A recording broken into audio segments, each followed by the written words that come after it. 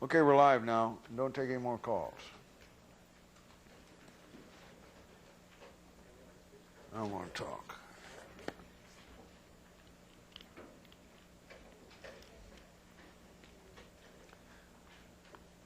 I can't talk if I don't heat my brain up. Somebody go out to my car. Put your camera down, Daryl. And go get some of my lighters out of my car.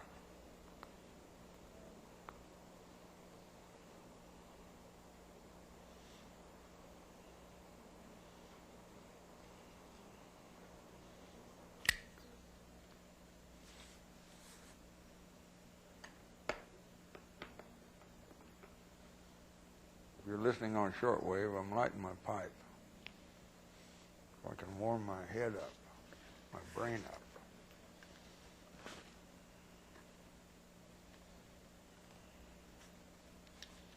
I have a book entitled Fingerprints of the Gods by Graham Hancock.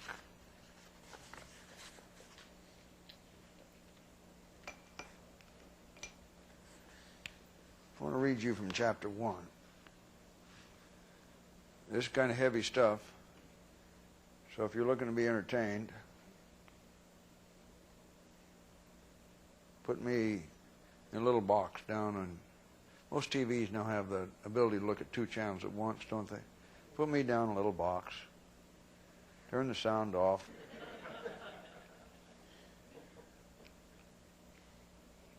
That's for the fundamentalists. Because there ain't no way they can understand what I'm going to be teaching.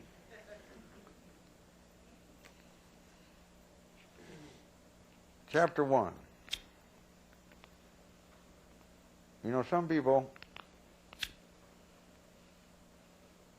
lament the fact that with TV, people quit reading. They don't do anything about it. For 20 years, I've been reading books to you on TV.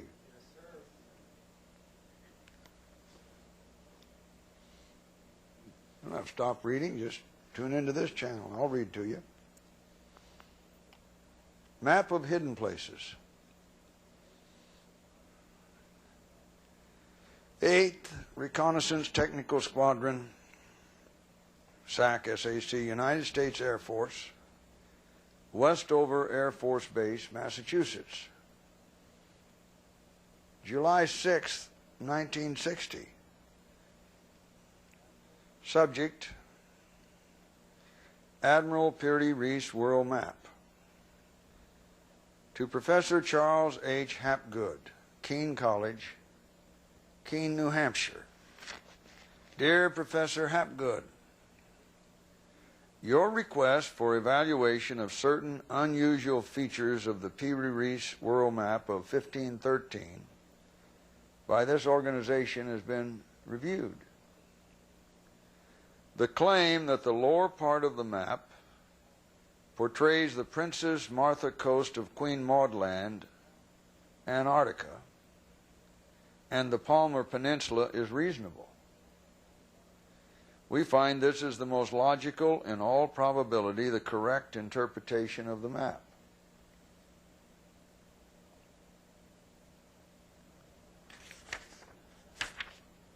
This is going to be signed by Harold Z. Ohlmeyer, Lieutenant Colonel, U.S. Air Force Commander, 8 Reconnaissance Technical Squadron, United States Air Force, Westover Air Force Base, Massachusetts. He has been asked to evaluate Professor Hapgood's analysis of the 1513 world map by Peri Reis, in which the Princess Martha coast of Queen Maud Land in Antarctica and the Palmer Peninsula. And he says the claim that the lower part of this map, designed in 1513, portrays those places in Antarctica. Now, come on, get tuned in. I'm quite sure you haven't been in Antarctica the last week. It's covered with ice and snow and has been for thousands of years.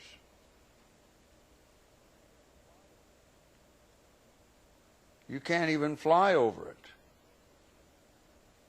and see the places portrayed on the Peri Reis map.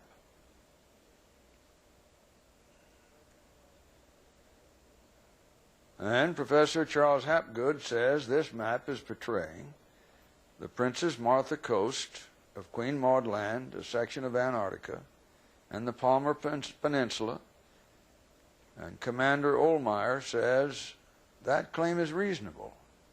We find this is the most logical and in all probability the correct interpretation of the map. The geographical detail shows in the lower part of the map and agrees very remarkably with the results. Hear closely. They didn't have seismic ability in 1513. The only way you can see what's under the ice is with modern seismic equipment.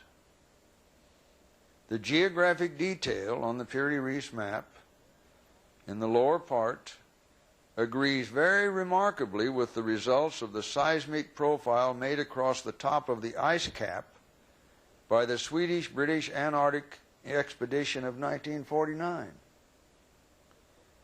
This indicates the coast, I'm still quoting Ohlmeyer, who evaluated Hapgood's conclusions. This indicates the coastline of Antarctica had been mapped before it was covered by the ice cap.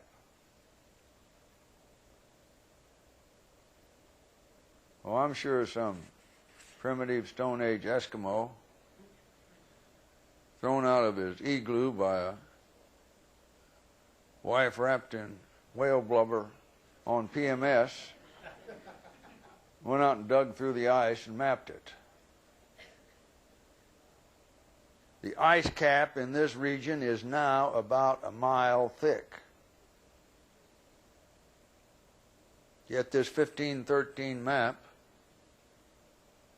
mapped the coastline underneath an ice cap a mile thick.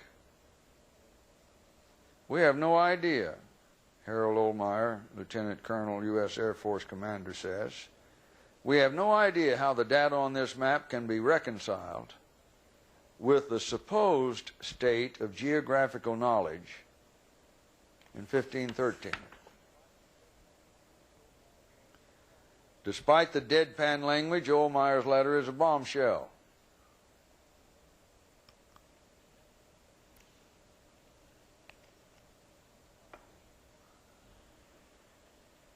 Why am I on this? I'd like to return to the pyramid and to Atlantis and to the antediluvian age and the strange things encompassed in the first 10, 11 chapters of Genesis and the biblical view that life on this earth has proceeded through development and cataclysm, and development and cataclysm. And instead of crawling out of the mud and evolving ever progressively forward, man's gone downhill until recently. And there was a time on this earth when men were a lot smarter than they are now. And common sense would tell you either the Bible's a liar or that would have to be the case. When people lived 6, 7, 8, and 900 years. You know how smart I'd be, or you would be, if we could live to be 900? Learning has a Doppler effect. It compounds. I learn more each year now than I did 5 years, 20 years ago.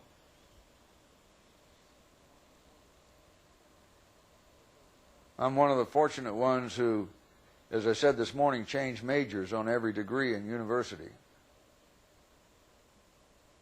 So I have a broad-based knowledge frame, and have spent a life trying to synthesize these various disciplines without the weakness of being a single-minded specialist or single-focused. Just think how smart you would be if you lived to be 900. And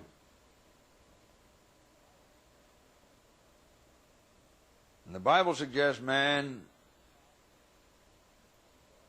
began at the top, messed up, deteriorated, got wiped out, started over again, and great cataclysms have shaken this earth.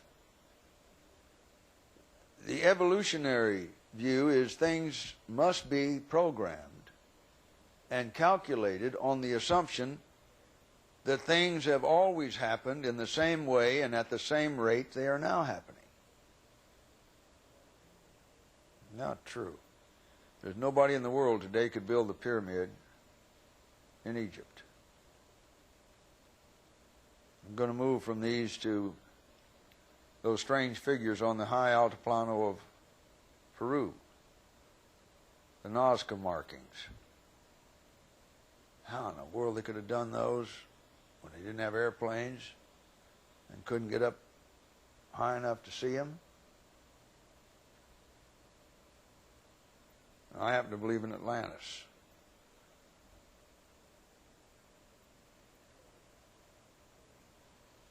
And that the flood could not have occurred with 40 days' rain.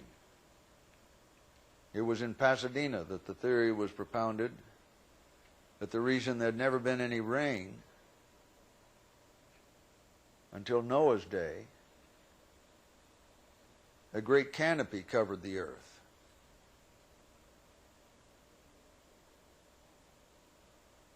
Creating a hothouse effect, a canopy of ice and water. And when the flood occurred, the canopy burst, and water poured out of the deeps as the continent split and Atlantis sank.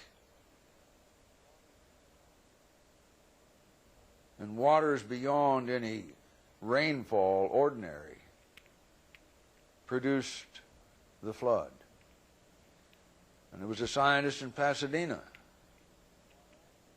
who postulated the canopy theory, which is why all primitive societies look for heaven in the north. Because the way out of the canopy was through the opening at the North Pole where the axes spun around, the Earth spun around the axes, and the North Pole, not magnetic north, was the opening through which access to the heavens and vice versa occurred. There's little doubt, as I preached this morning, that Satan was on earth in Eden before he fell. I don't have any trouble with evolution. I don't have any trouble with dinosaurs. Adam and Alley-oop and you and I could not handle them. But Satan and his minions, when he was still the crowning cherub on the mountain of God and had access to Eden and met in those meeting places of intelligent beings that Jeremiah saw, could handle them. There was life on this earth long before the recreative process in Genesis 1:2 forward. We don't know how long the gulf of time is between Genesis 1:1. In the beginning, God created the heavens and the earth, and the recreation time in this universe that occurred from Genesis 1:2 onward. Why do you think he told Adam and Eve to replenish the earth? He didn't tell them to plenish it. He created anew life, animals, Adam. He called forth from the earth the vegetation.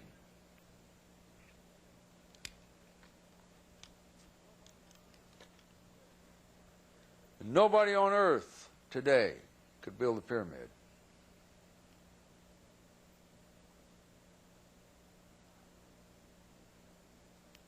There's some smart people back there. Where did this map come from? Despite the deadpan language, Ohlmeyer's letter's a bombshell, and this is why I'm on it. I'm just,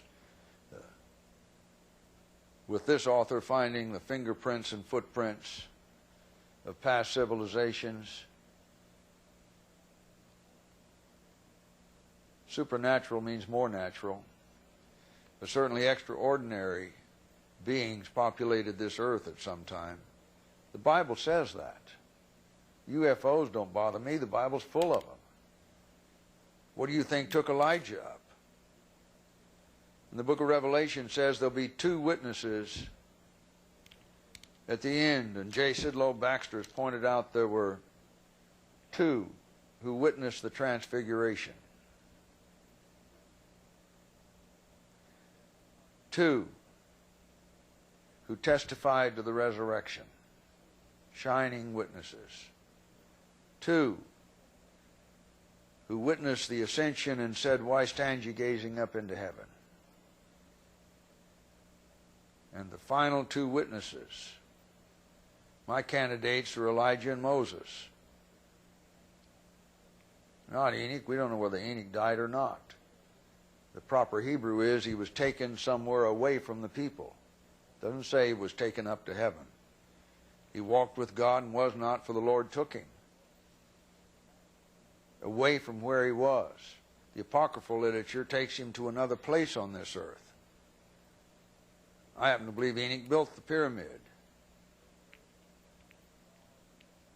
And those very same sons of God who came down from other places and mated with the women on the earth and produced the giants were his construction crew.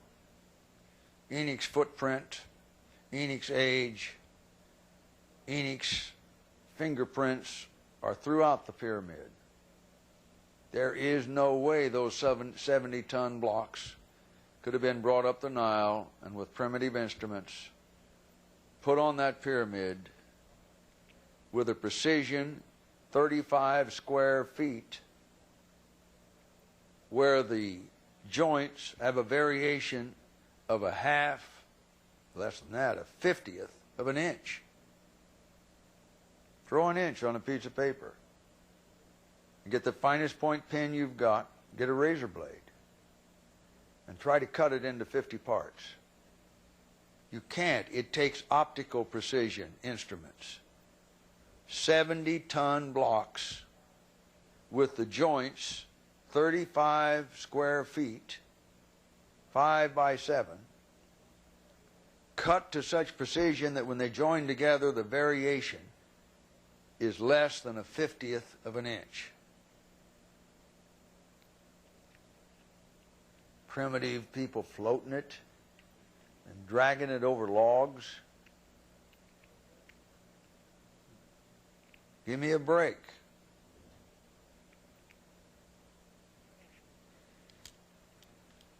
If you don't believe in levitation, you have not kept up with modern science. All we can do is make a little BB hang in the air. Done with sound waves and other kinds of waves. We just don't have the knowledge yet to levitate things. And Elijah was taken in a UFO, an unidentified flying object.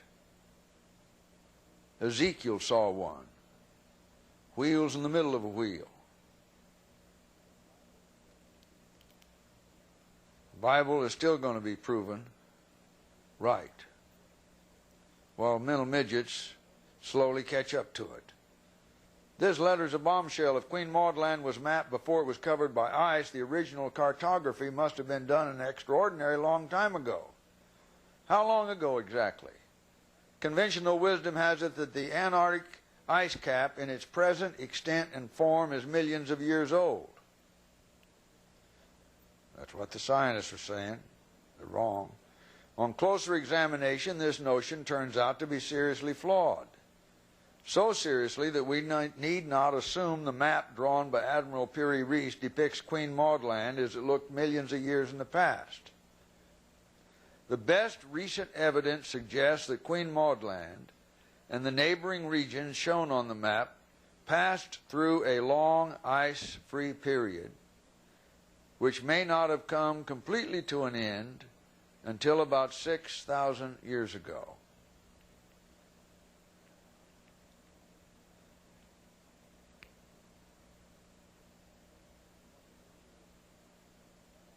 And if you want the figure of the span when it was ice-free, 13,000 to 4,000 BC. That means that Antarctica did not have an ice cap from 13,000 to 4,000 BC. The ice cap is dated about 6,000 years ago, 4,000 BC. But who was fishing on the coast and drawing the map prior to 4,000 BC?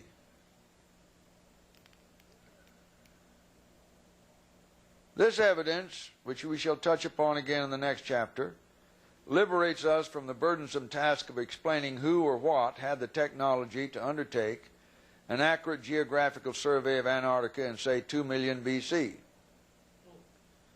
long before our own species came into existence. By the same token, since map making is a complex and civilized activity, it compels us to explain how such a task could have been accomplished even 6,000 years ago, well before the development of the first true civilizations recognized by the historians who dated it, the Sumerians and ancient Egypt, as the earliest civilizations. Baloney. Baloney. Atlantis is the first civilization. Now, if you want me to continue, go on telephone. Otherwise, I'll go home and read this book to myself. Don't take any more calls. I'm reading from Fingerprints of the Gods. Now, that title may turn you off. Gods. If it does, you ought to learn to read Hebrew. Because the opening passage of Genesis reads, "In the beginning, Elohim created the heavens and the earth." El is the singular form of God, Most High. Elohim is the plural of El. So it really ought to be translated, "In the beginning, gods created the heavens and the earth." I just thought I'd put that in. This map, Peri Reis's map in the 1500s, depicted the seacoast of Antarctica as confirmed by seismic exploration in the 1940s. And yet, Antarctica has been under a mile of ice, an ice cap a mile deep, since 4000 BC. In attempting an explanation, it's worth reminding ourselves of the basic historical and geological facts. One, the Peri Reis map, which is a genuine document, not a hoax of any kind, was made at Constantinople in AD 1513. It focuses on the western coast of Africa, the eastern coast of South America, and the northern coast of Antarctica. Peri Reis could not have acquired his information on this latter region, that is Antarctica, from contemporary explorers, because Antarctica remained undiscovered until AD 1818, more than 300 years after he drew the map. 4. The ice-free coast of Queen Maud Land, shown in the map, is a colossal puzzle because the geological evidence confirms that the latest date it could have been surveyed and charted in an ice-free condition is 4000 BC.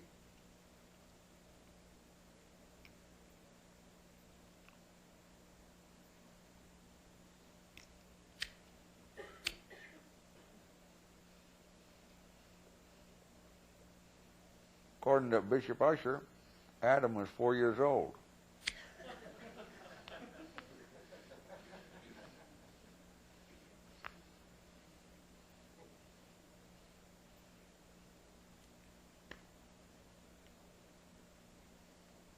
Of course, he was created full grown without a belly button, so he could get a lot done in 4 years.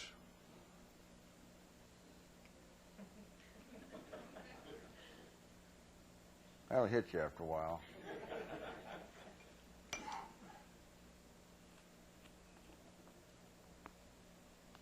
It is not possible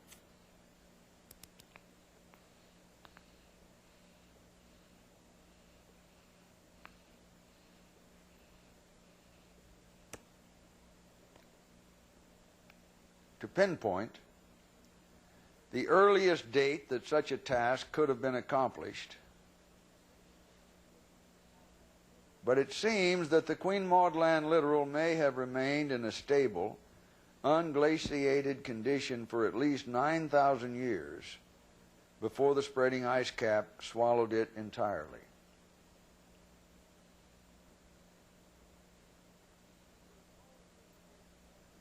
There is no civilization known to history that had the capacity or need to survey that coastline in the relevant period between 13,000 BC and 4,000 BC.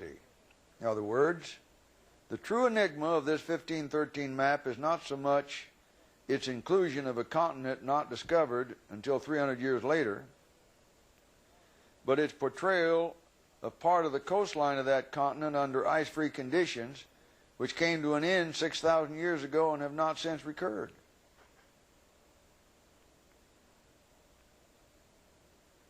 How can this be explained? Peri Reis obligingly gives us the answer in a series of notes written in his own hand on the map itself. He tells us that he was not responsible for the original surveying and cartography. On the contrary, he admits that his role was merely that of compiler and copyist, and that the map was derived from a large number of source maps. Some of these had been drawn by contemporary or near-contemporary explorers, including Christopher Columbus, who had just a few years earlier sailed into the Caribbean, who had by then reached South America and the Caribbean, and others were documents dating back to the 4th century BC or earlier. Peri Reis did not venture any suggestion as to the identity of the cartographers who had produced the earlier maps.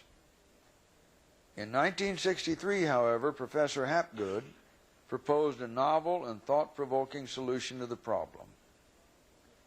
He argued that some of the source maps the Admiral had made use of, in particular those said to date back to the 4th century BC, had themselves been based on even older sources, which in turn had been based on sources originating in the furthest antiquity.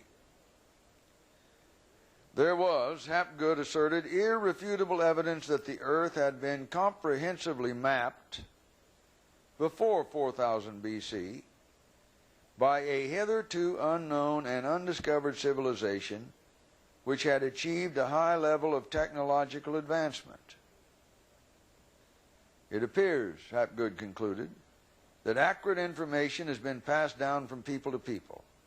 It appears that the charts must have originated with a people unknown, and they were passed on perhaps by the Minoans and the Phoenicians, who were for 1,000 years or more the greatest sailors of the ancient world.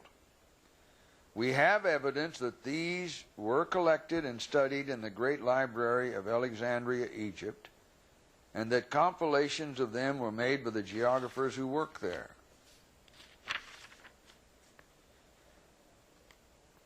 From Alexandria, according to Hapgood's reconstruction, copies of these compilations and of some of the original source maps were transferred to other centers of learning, notably Constantinople.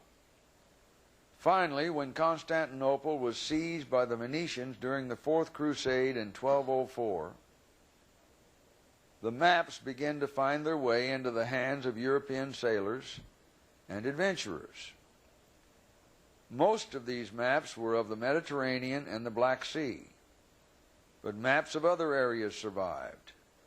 These included maps of the Americas and maps of the Arctic and Antarctic oceans. It becomes clear that the ancient voyagers traveled from pole to pole. Unbelievable as it may appear, the evidence nevertheless indicates that some ancient people explored Antarctica when its coasts were free of ice and mapped it. It is clear, too, that they had an instrument of navigation for accurately determining longitudes that was far superior to anything possessed by the people of ancient, medieval, or modern times until the second half of the 18th century. We take longitude for granted. We can punch in a computer and pinpoint where we are with satellite data. But one of the most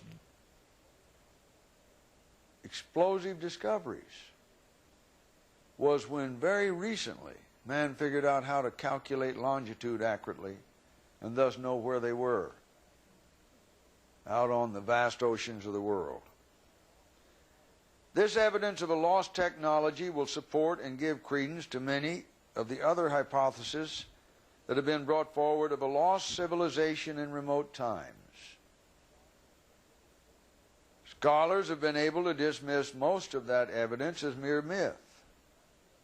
But here, in this map, we have evidence that cannot be dismissed. The evidence requires that all the other evidence that has been brought forward in the past should be re-examined with an open mind. Despite a ringing endorsement from Albert Einstein, and despite the later admission of John Wright, president of the American Geographical Society, that Hapgood had, quote, posed hypotheses that cry aloud for further testing, no further scientific research has ever been undertaken into these anomalous early maps.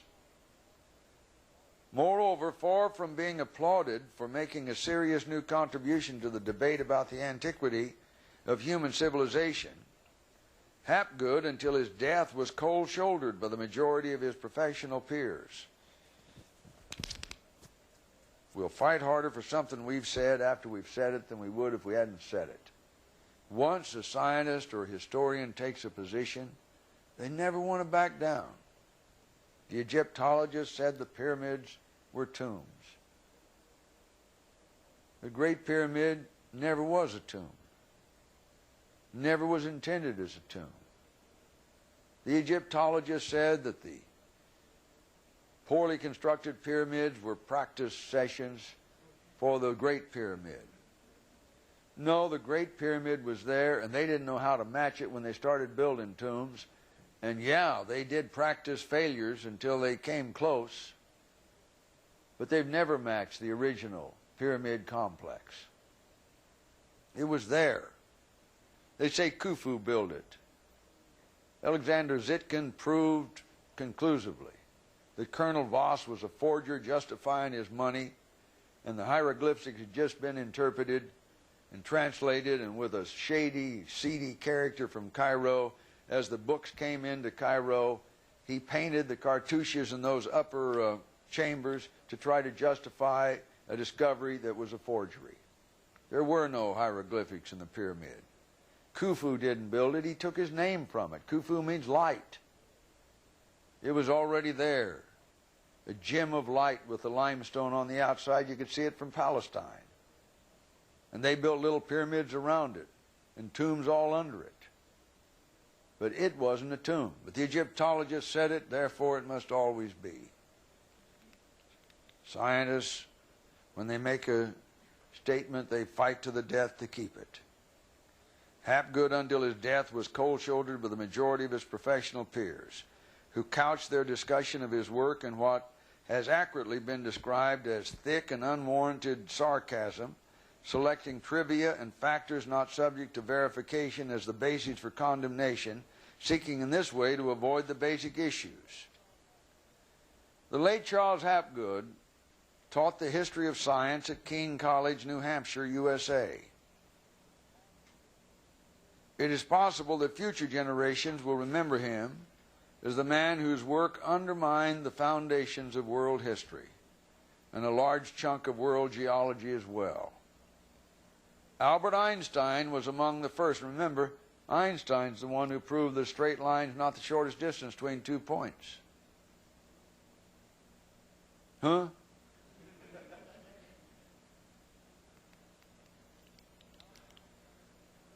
Albert Einstein was the first to realize this when he took the unprecedented step of contributing the foreword to a book Hapgood wrote in 1953, some years before he began his investigation of the Peri Reis map.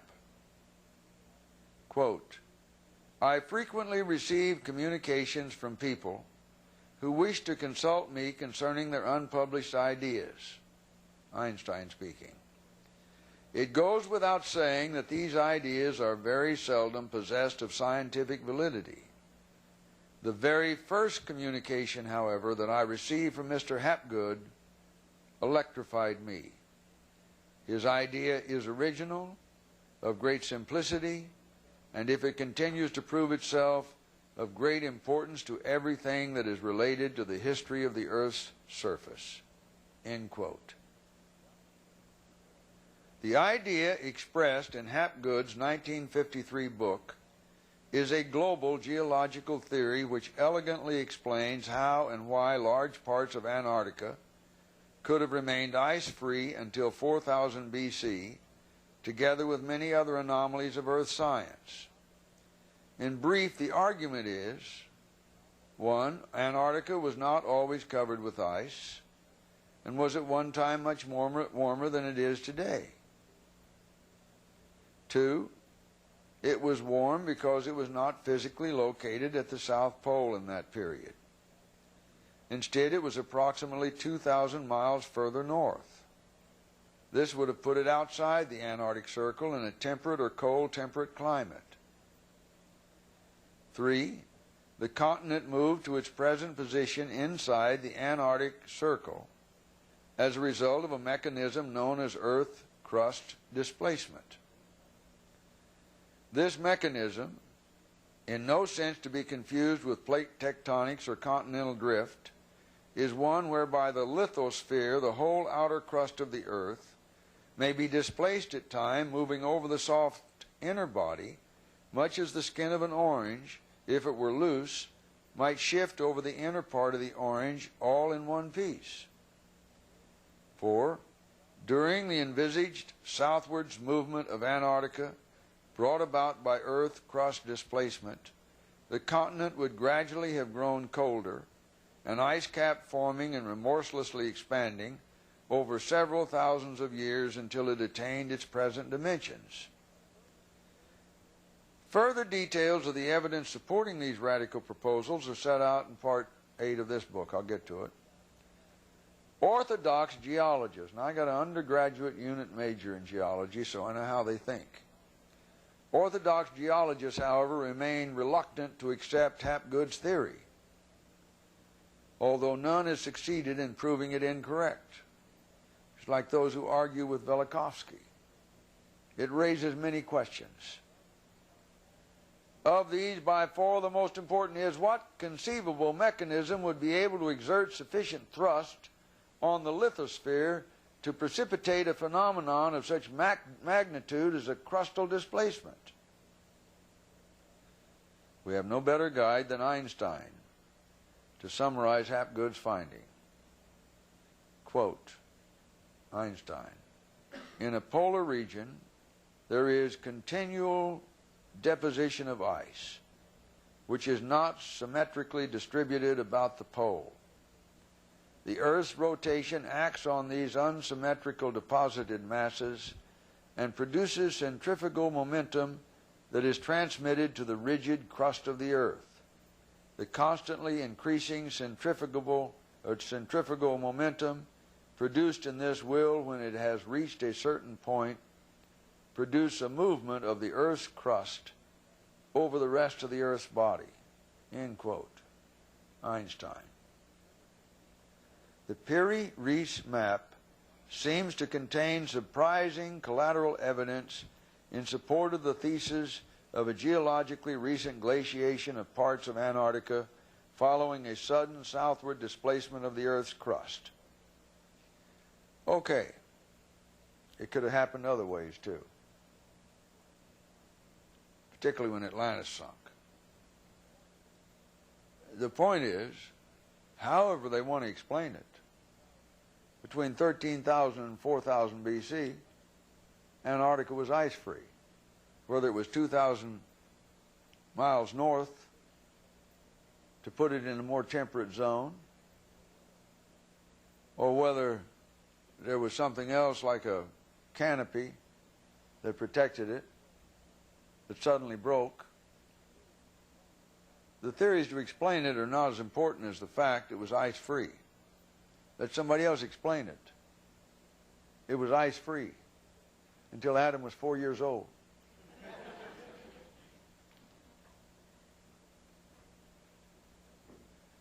Bishop Ussher was not a scientist. Genealogies in the Bible are not a basis for dating the age of the earth. The Bible doesn't say it's 4,000 years old. That's a nonsensical medieval monk who lived at a time when they thought the earth was flat. The important thing is somebody mapped it. A complicated endeavor when it was ice-free between 13,000 and 4,000 BC.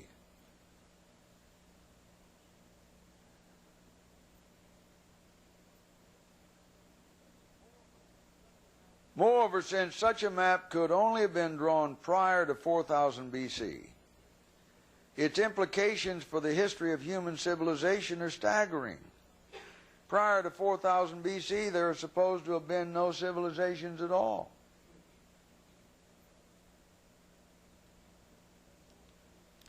We're supposed to believe these scientists rather than the Bible.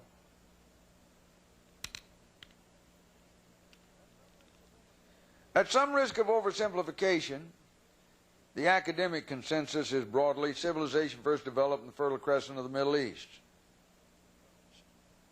Summer civilization. This development began after 4000 BC and culminated in the emergence of the earliest true civilizations, Sumer in Egypt, around 3000 BC, soon followed by the Indus Valley in China. About 1500 years later, 2500 BC, civilization took off spontaneously and independently in the Americas, just out of nowhere. Since 3000 BC in the Old World and about 1500 BC in the New, civilization has steadily evolved in the direction of ever more refined, complex, and productive forms. In consequence, and particularly by comparison with ourselves, all ancient civilization and all their works are to be understood as essentially primitive. Even the pyramids of Egypt were built by technological primitives. The evidence of the Peri Reis map appears to contradict all of this, as does the Bible. In his day, no more calls. Peri Reis was a well-known figure. His historical identity is firmly established. An admiral in the navy of the Ottoman Turks, he was involved, often on the winning side, in numerous sea battles around the mid-16th century. He was, in addition, considered an expert on the lands of the Mediterranean and was the author of a famous sailing book, the Kitabi Bariya, which provided a comprehensive description of the coasts, harbors, currents, shallows, landing places, bays, and straits of the Aegean and Mediterranean seas.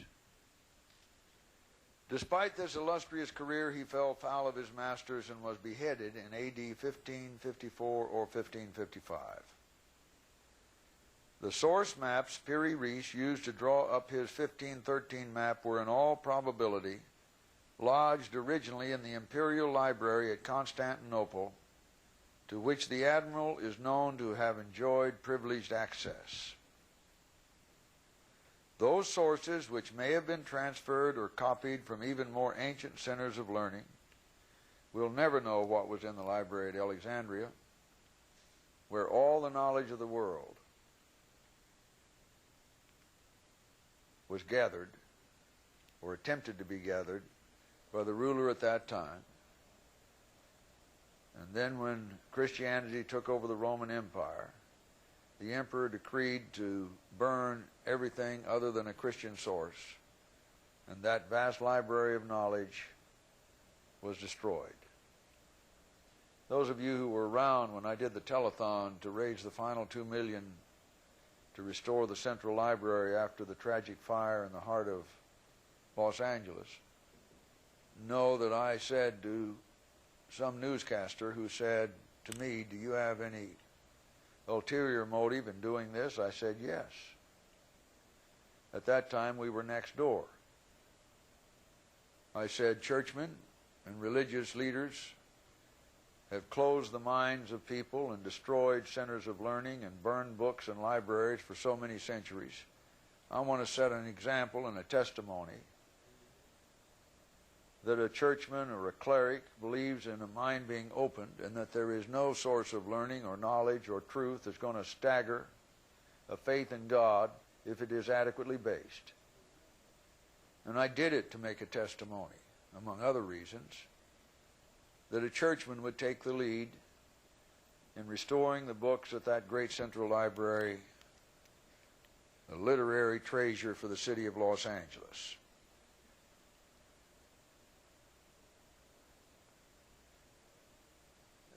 Those earlier copies in ancient centers of learning no longer exist, or at any rate have not been found. It was, however, in the library of the old imperial palace at Constantinople that the Peri Reis map was rediscovered, painted on a gazelle skin, and rolled up on a dusty shelf as recently as 1929. As the baffled Ohlmeyer admitted in his letter to Hapgood in 1960, the Peri Reis map depicts the subglacial topography, the true profile of Queen Maud Land, Antarctica, beneath the ice.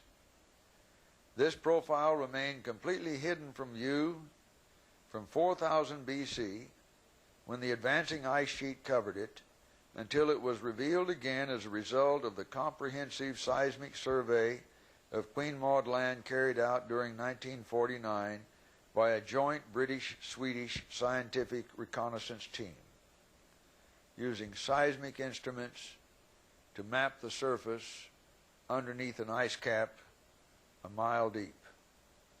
If Peri Reis had been the only cartographer with access to such anomalous information, it would be wrong to place too much weight on his map. At the most one might say, perhaps it is significant, but then again, perhaps it's just a coincidence. No, he's overstating it. The one map would be enough. However, the Turkish admiral was by no means alone in the possession of seemingly impossible and inexplicable geographical knowledge. It would be futile to speculate further than Hapgood has already done as to what underground stream could have carried and preserved such knowledge through the ages, transmitting fragments of it from culture to culture and from epoch to epoch. Whatever the mechanism, the fact is that a number of other cartographers seem to have been privy to the same curious secrets. Is it possible that all these map makers could have partaken, perhaps unknowingly, in the bountiful scientific legacy of a vanished civilization? The answer is yes, and I'll return to maps in a moment as we talk about the Orontius Phineas map discovered in the reference room of the Library of Congress, Washington, D.C. But I want to skip around a little.